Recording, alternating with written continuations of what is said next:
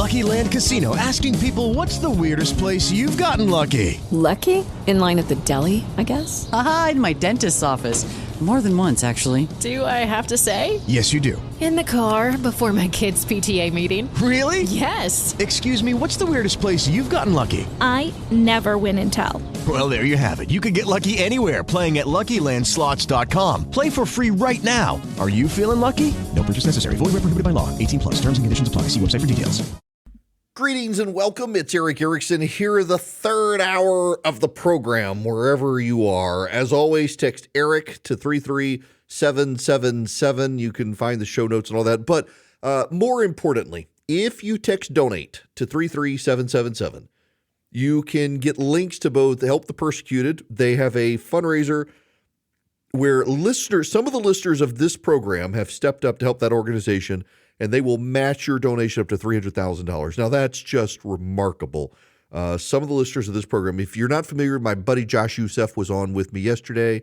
Help the Persecuted helps persecuted Christians, particularly in the Middle East, but around the world. They got a special focus on the Middle East, though, and particularly new converts, rescuing them from persecution. Many people who convert in the Middle East are then subsequently sought after by their families to kill, and Help the Persecuted helps rescue them and protect them. But also Clark's Christmas Kids, about less than 3,000 kids still need Christmas presents in Georgia. So if you can help, I realize it's just in Georgia, but you're going to be helping a foster kid in Georgia get a Christmas present, not buy a Christmas present, get a Christmas present. So if you're willing to help, please help. You can text the word donate to 33777 to help either or both, whatever you can. Now, when Donald Trump was president, one of the great things about being a radio show host when Trump was president is the news changed every single day. You never dwelled on a story until COVID hit. COVID slowed everything down, and you talked about COVID days on end. You know, when COVID first started spreading, my syndicated show was just in Georgia.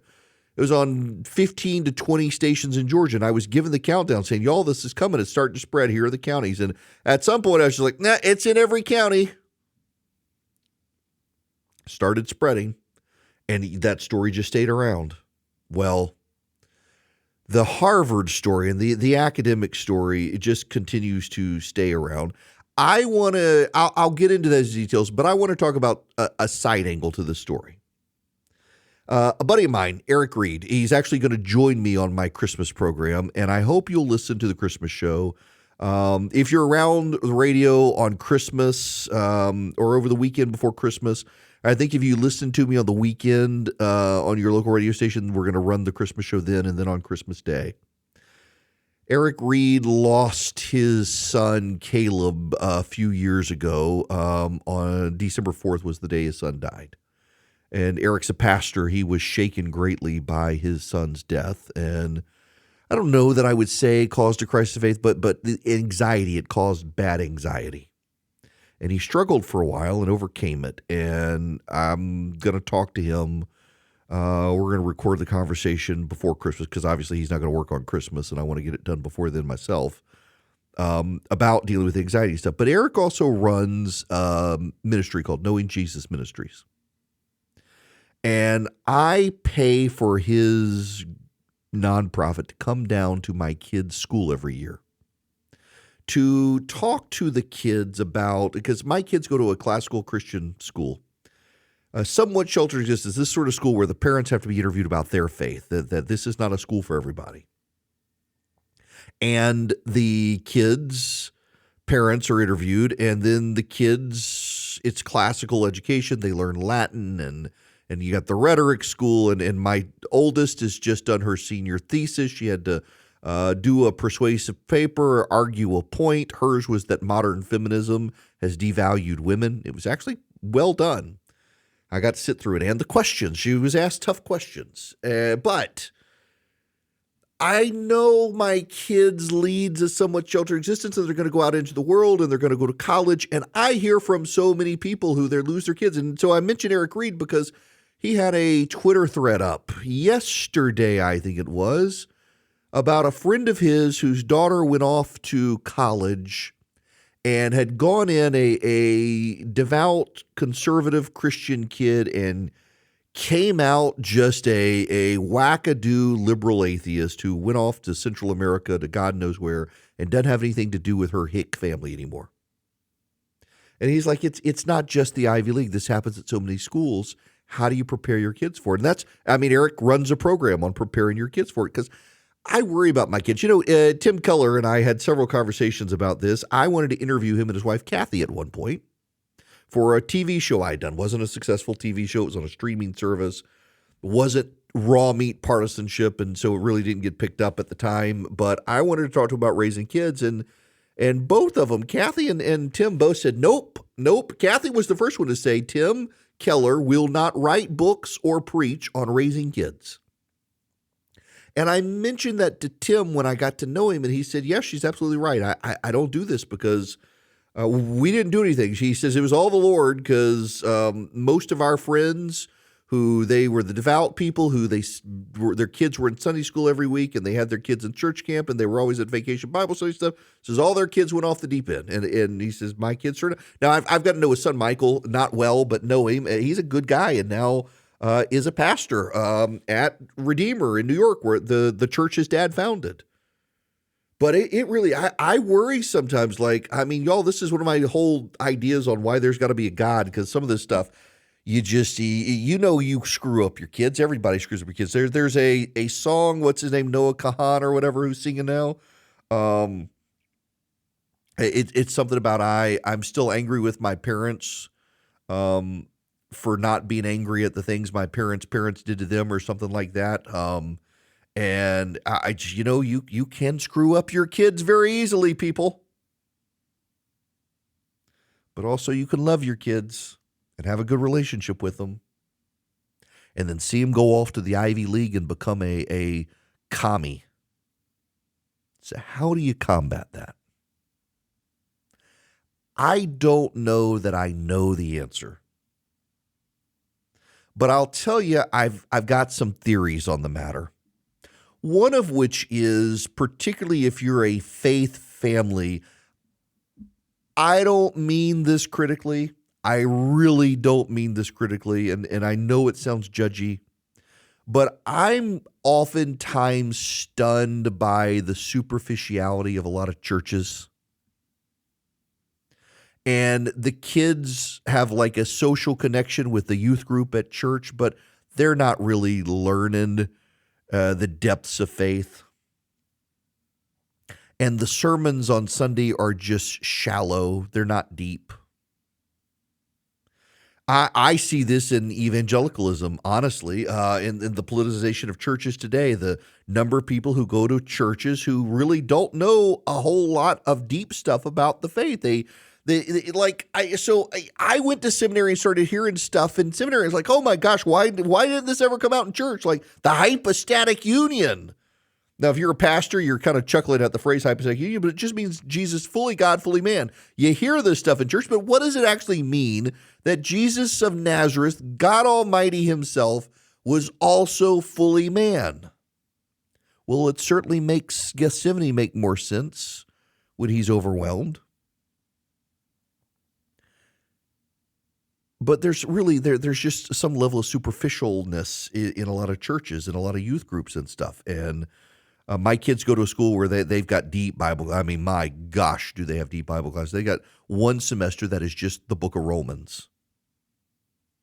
But I bring in Eric's group to try to help navigate this as well, because your kid's going to go off to college and probably make friends with people who do not share their values. And you want your child to love their neighbor without conforming to their neighbor's sins or affirming their neighbor's sin. And making sure your kid knows what your kid believes before going off to college is really important. It's the thing that Eric's group, Knowing Jesus Ministries, works on. They're not alone in doing that. And I hear so many horror stories, and they just break your heart, of parents who, it's not just that their kid went to college and decided, you know what, I'm actually out from under my parents' shadow and I'm going to be a liberal. It's that the kid becomes ashamed of their parents and their parents' values. It is heartbreaking to hear these stories. At the same time, college is more and more devalued. College is more and more just a waste of time for a lot of people.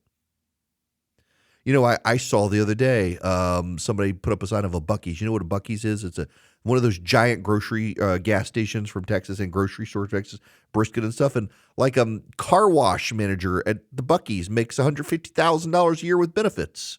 I don't know where it was in the nation. It's like, wow, that and no college degree required. It's impressive. There are opportunities for people these days to make a good income without a college degree.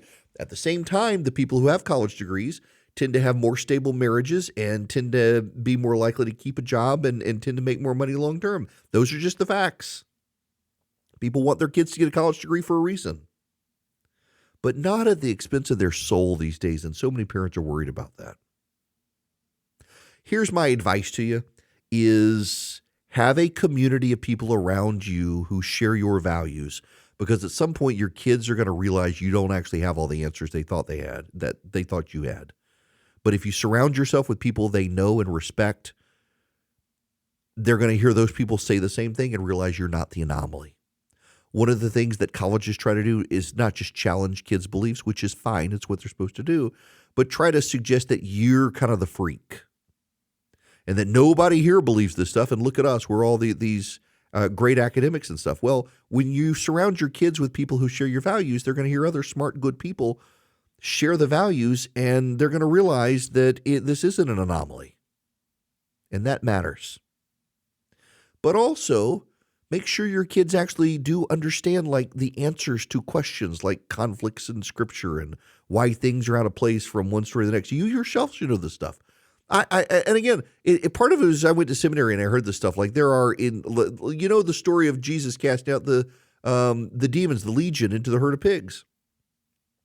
In one book of the New Testament, it's one guy, and in another book, it's two. It's the same story. It's clearly the same story, but in one book, it's one guy, and in another book, it's another. It's two of them, and there are rational reasons for why, including how stories were told and to audiences. And in one culture, when the story was told, even if there were multiple people, you only focused on the one person because the majority of the events happened to that one person, so you leave the other person out to avoid confusing the story. There are answers to these questions, and you get challenged in college, and you got to make sure your kids are prepared for that sort of stuff.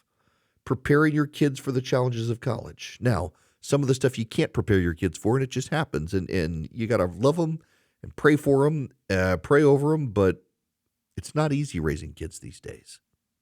And so many academic institutions make it so much harder by being so hostile to your values. You got to be careful. And you got to be deliberate. You got to be thoughtful. And my kid's going off next year to college, and she's going local, and it's my alma mater, and I know the president of the university, but I worry about it too, because I remember when I was at that school and got challenged, and luckily had a good group of people around me who affirmed me and held me up and answered my questions. And you got to make sure your kids have that too. Okay. I need y'all to promise me something. Welcome back, by the way. I need you to promise me something. I'm going to tell you a secret, and you're not going to tell anyone I work with. Deal?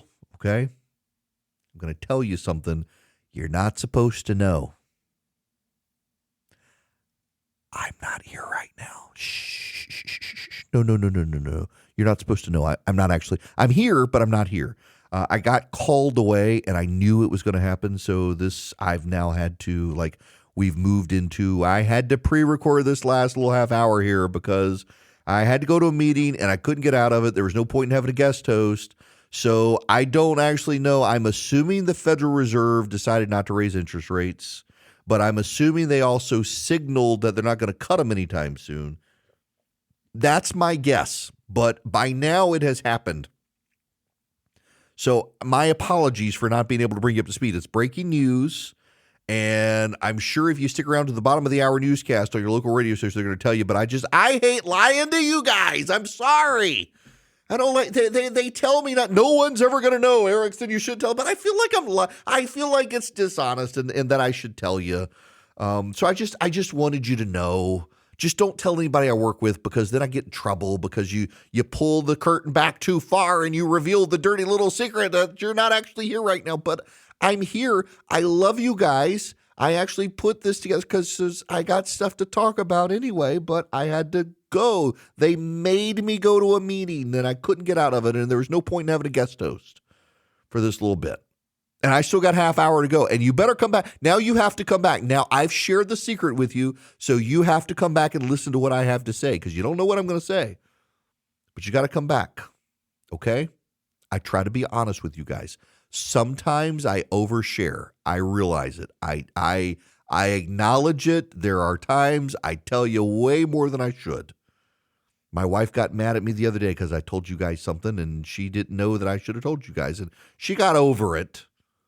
But it does sometimes annoy my family as well that I share too much. You know, it's like my son. He turned 15. He doesn't like me to put pictures up anymore of him, which kind of makes me sad. I'm so proud of him. I really am. I have two good kids. I really do. And I'm proud of them, and I'm proud of him. But my kid got recognized one time because I put him on Instagram, and the woman, she recognized me, and he was with me, and she recognized him, and it freaked him out so bad because she flipped out. Total fangirl, and it scared him so bad. He was younger at the time, that at that moment, he decided I was never allowed to put a picture of him on the internet again, on Instagram or anything. And that poor woman and her excitement just totally ruined it for the rest of us. And I get his privacy. I really do get his privacy concerns. And it kind of made me sad, though, that he's that apprehensive and has been ever since about putting it on. But yeah, anyway, I overshare that sort of stuff. And sometimes my wife's like, do you really want to say, yeah, but I mean, I feel like you guys are friends, so I can share the stuff with you. Don't rat me out now, though, y'all. Don't rat me out. You got to come back because I got more to talk about. But before we get out of here, I got to tell you about Stamps.com, because this morning before the show, I had the post office pick up a package. And they did it at my office because that's where I told them to pick it up, and I never had to stand in a line. I did it all through Stamps.com with my computer and printer, and that's all you need is a computer and a printer. Access to the internet. You go to Stamps.com and you can ship packages. I found the fastest rate. So you get the option. You can find the cheapest way to send a package with post office or UPS, or you can find the fastest way. You can even get up to 84% savings through Stamps.com. I needed the fastest way because I had to get a package sent overnight to someone. And I was able to do it, and they came this morning and they picked up the package, and I didn't have to go stand in a line with all those germy people this holiday season. You don't have to either. All you do, you go to Stamps.com, you click on the microphone, you put in my name, Eric, you get a limited time offer, you get free postage, a free digital scale, no long-term commitment, no contract. Again, no contract, no long-term commitment. Go to Stamps.com today. Click on the microphone and put in my name, Eric, E-R-I-C-K. Start saving today and stop standing in lines with Stamps.com. Greetings, my people. I'm glad to have you with me. Yes, y'all are my people, and I love you. The phone number is 877-973-7425. But if you know my secret from the last segment, don't call in right now. Shh. Okay. All right. Harvard University, listen to this. This is from the New York Post. Harvard University covered up a high-level investigation into whether its controversial president was a plagiarist and used an expensive law firm to threaten the New York Post over our own probe. That's the New York Post writing. The college announced Tuesday morning it had investigated Claudine Gay over whether some of her academic work was plagiarized and had cleared her of breaching the college's standards for research misconduct.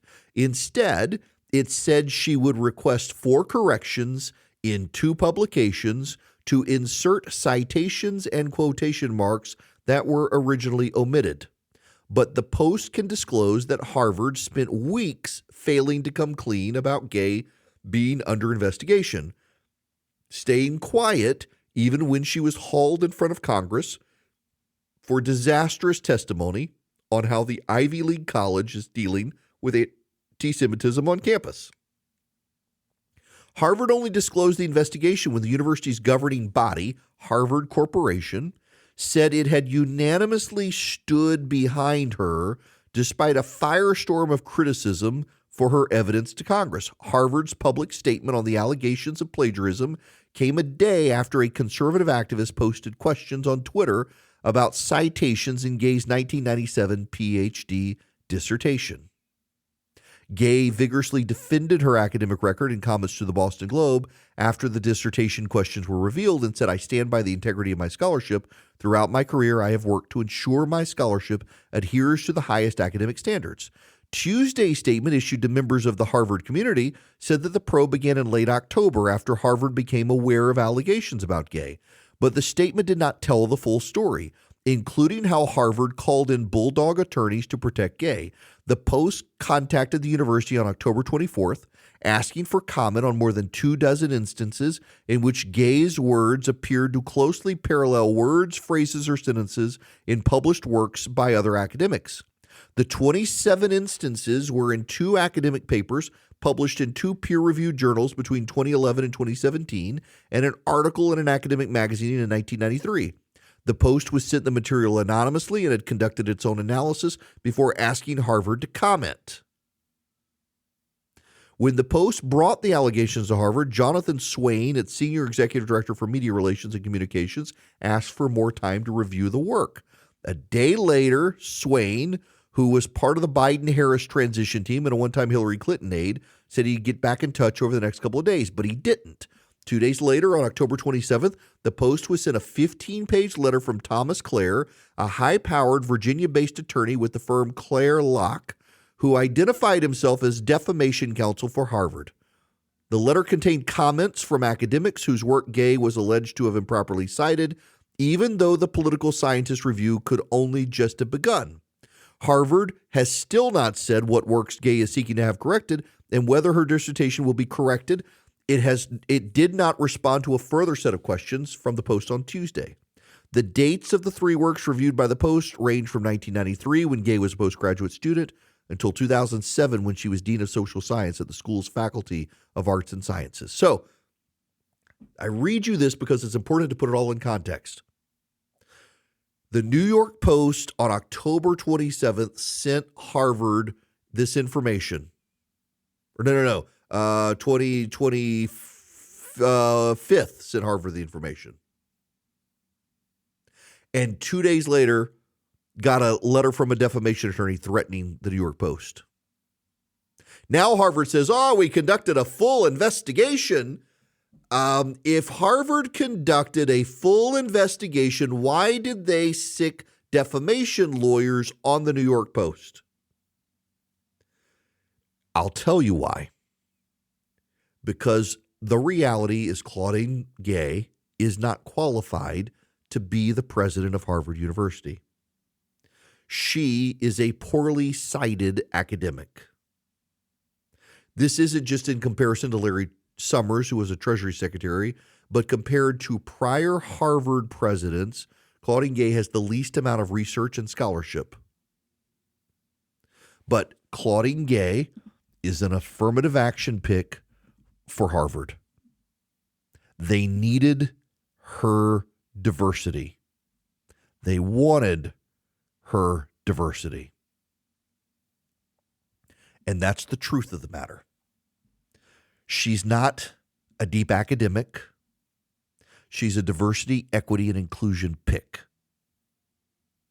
And by the way, if it stings you for me to tell you she's an affirmative action hire by Harvard to check off DEI boxes, well, then maybe you shouldn't be supporting those affirmative action decisions where the Supreme Court rejects it. You're all upset the Supreme Court got rid of affirmative action programs. Well, she's a pick, a DEI pick. And if you don't like the fact that that somehow stigmatizes her, it's just the truth, maybe you shouldn't be supporting DEI and affirmative action picks. She's just not deeply accomplished. She's also not been a great president of Harvard.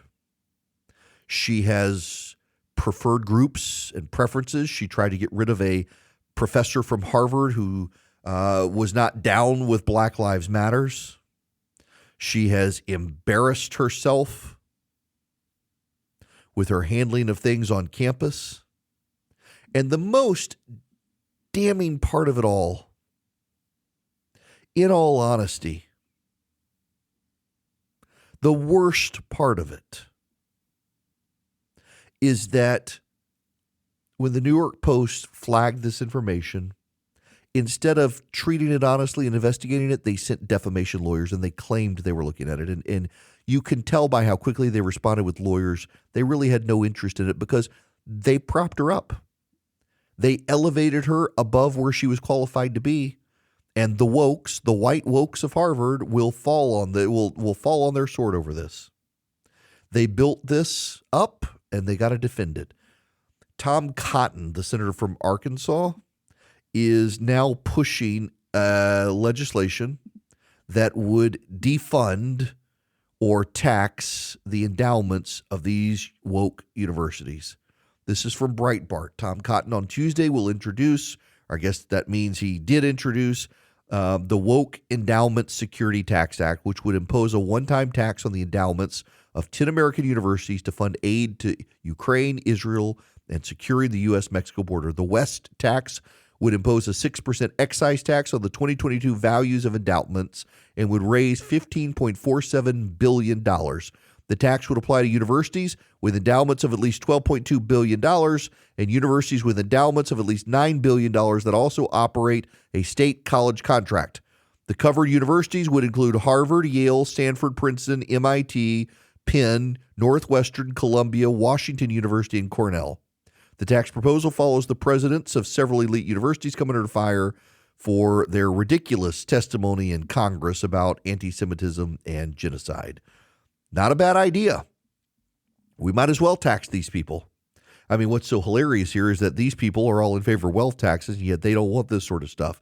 Now, somebody just sent me this tweet this morning. From somebody named Nicholas Christakis, Sterling Professor of Social and Natural Science at Yale.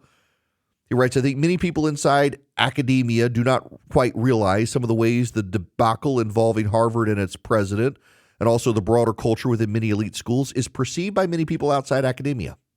Here verbatim is what one successful and smart donor circulated to a list of his colleagues today regarding his perceptions of Bill Ackman's actions.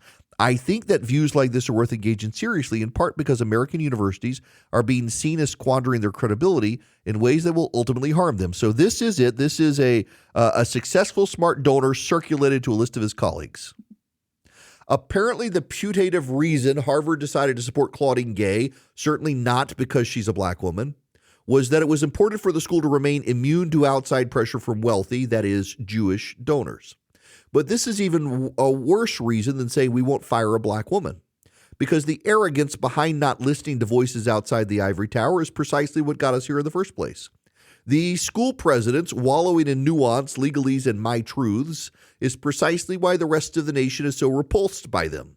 It is clear that they are telling the taxpayers, give us tax breaks for our donors, no taxation on endowment gains, direct grants for research, low interest loans for tuition, and keep your mouths shut. We know better what to do with your money than you fools do. Along comes Bill Ackman, someone who knows better what to do with his money than Harvard, someone who is successful in spite of and not because of his Harvard education, someone who cannot wallow in nuance or he'd never make an investment, someone who realizes that clarity, not cleverness, is the essence of morality, someone who would go to jail if he plagiarized others' research, and of course he stands for everything the university despises. No wonder they refuse to surrender to outside pressure. They've already surrendered to everything else. If these universities want to go to war with common sense and want to defend anti-Semitism and plagiarist presidents of universities, tax them. Stop giving them grants. Stop letting universities with massive endowments qualify for discounted student loans. Punish them. Yes, use the government to punish them. The government is entitled to punish bad actors, and these Ivy League universities are breeding grounds for insanity and anti-Semitism. They've given up on education in favor of indoctrination. They have massive grade inflation. All of their privileged little students get A's in every class they have, no matter how weak or challenging. Tax them. Tax them. Tax the endowments. Stop giving them grants. Stop giving them loans. Make them use their endowments to cover the cost. Make them liable for student loan defaults. Go after them. You might as well. You got nothing to lose at this point. They've exposed themselves as being hostile to outside voices that could clean them up.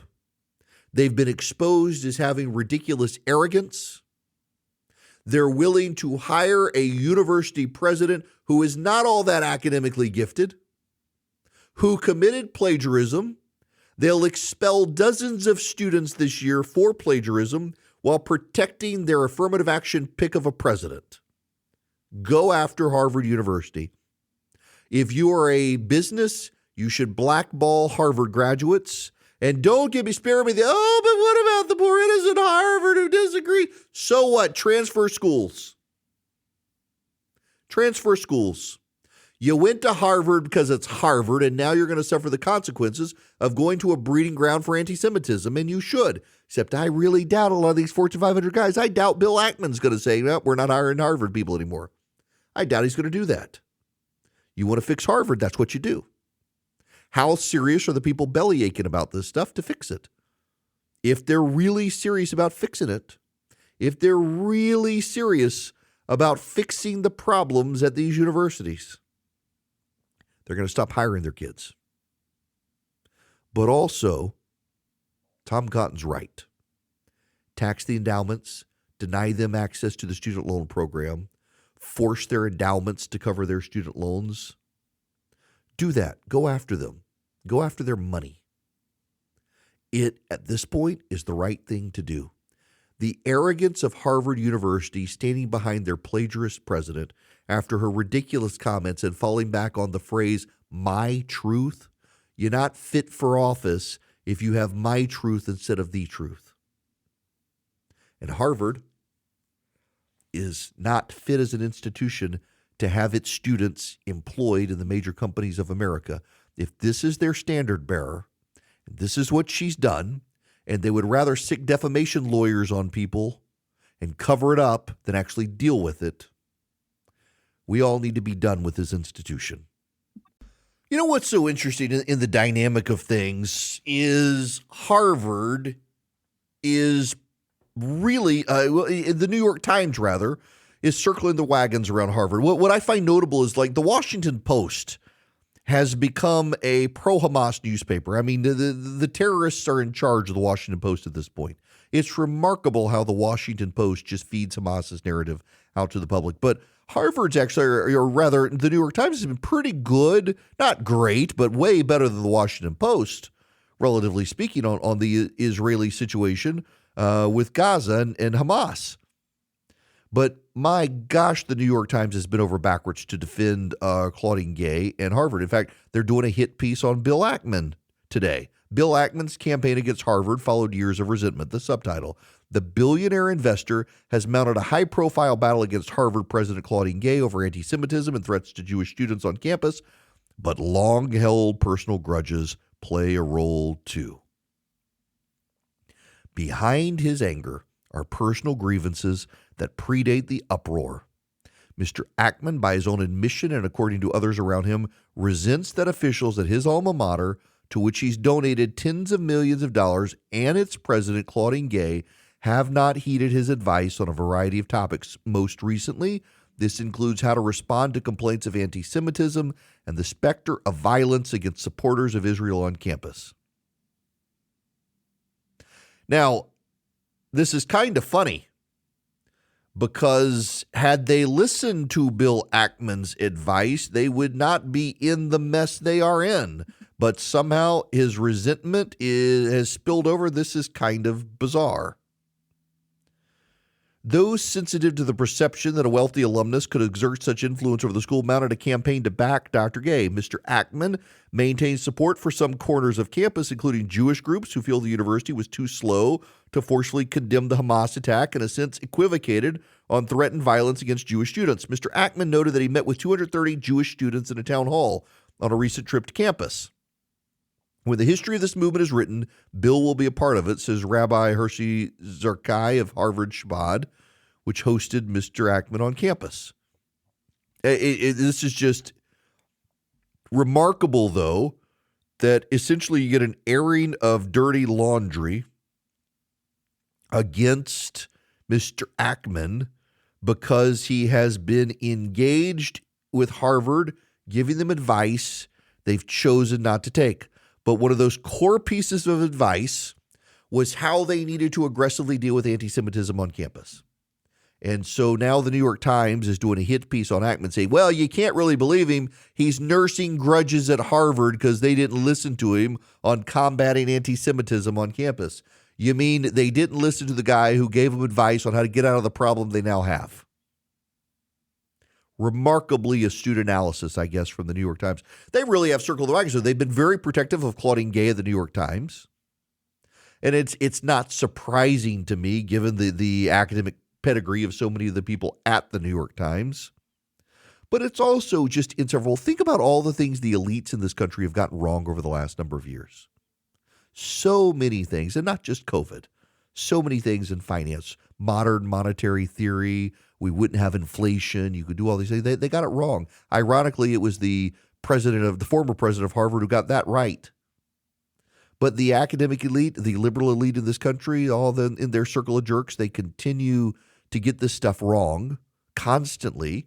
And then they circle the wagons around each other, so there's never any accountability for all the wrong stuff they got. At some point, this is a fight worth having, and I think it's probably at this point that this has become a fight worth having, and Republicans really should make this a huge issue. The Democrats demand we bail out the student loans of the people who went to Harvard who fester anti-Semitism. Republicans instead should be taxing the endowments of these institutions and forcing them to cover the cost of their student loan defaults. It is a great conservative populist issue that takes it to the progressive elite in this country. It's such a winning issue for the GOP right now. They really should be championing it. All right, you guys, I will talk to you all tomorrow. Y'all have a great rest of the day. With Lucky Land Slots, you can get lucky just about anywhere. Dearly beloved, we are gathered here today to... Has anyone seen the bride and groom? Sorry, we're here. We were getting lucky in the limo and we lost track of time. No, Lucky Land Casino, with cash prizes that add up quicker than a guest registry. In that case, I pronounce you lucky. Play for free at LuckyLandSlots.com. Daily bonuses are waiting. No purchase necessary. Void where prohibited by law. 18+. Terms and conditions apply. See website for details.